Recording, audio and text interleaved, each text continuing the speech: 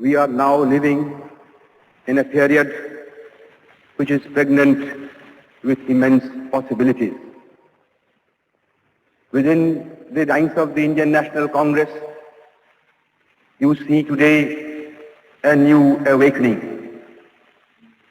The lethargy, the depression, the political slump which followed the great upheaval of the years 1930 and 1932 are no longer in existence.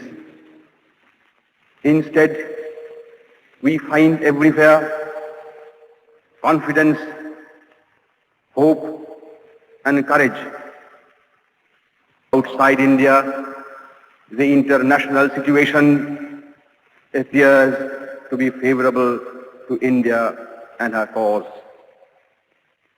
I ask you, are you going to sit down with folded arms while this opportunity is present before your very eyes?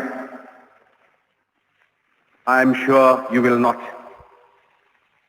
This is an opportunity which is rare in the history of a nation.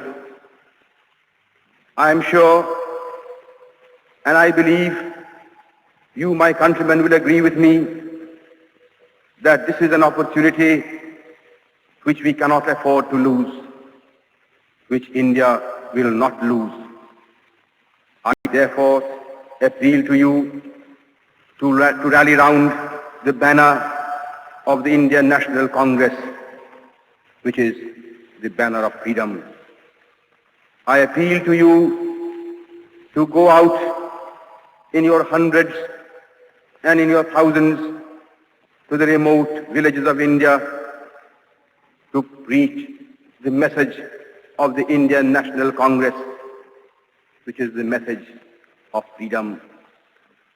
And I appeal to you to so organize and discipline yourselves as to make yourselves worthy of participating in this great struggle for freedom. Every commodity in this world has its price. So also has freedom. I appeal to you to be ready to pay the price of freedom, which is service and suffering. Friends, I would beg of you to remember the part which youths and particularly students have played in the freedom movement in other countries in Europe as well as in Asia. Are you not going to emulate what youths and students have done in Russia, in Germany, in France, in Italy, in China, and other countries under the sun? I am sure you will live up to their example and even improve upon it.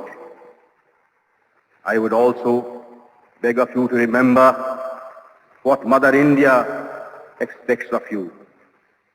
In addressing this appeal to you through the Young India Records, I feel emboldened at the part which you have already played in the national struggle during the last few decades.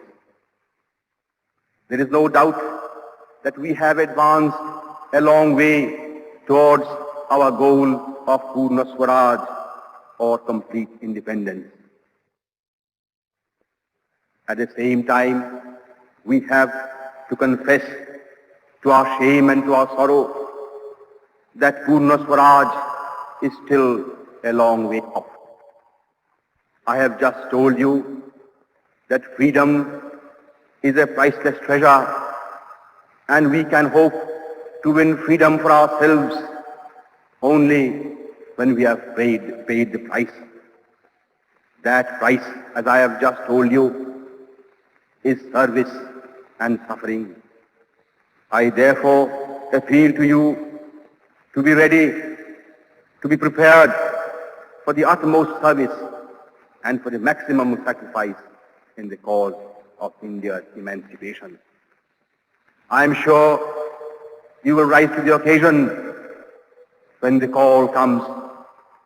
I am sure you will be prepared to do everything possible to give up even life itself should the need and the occasion arise, so that India may be free. Friends, those of you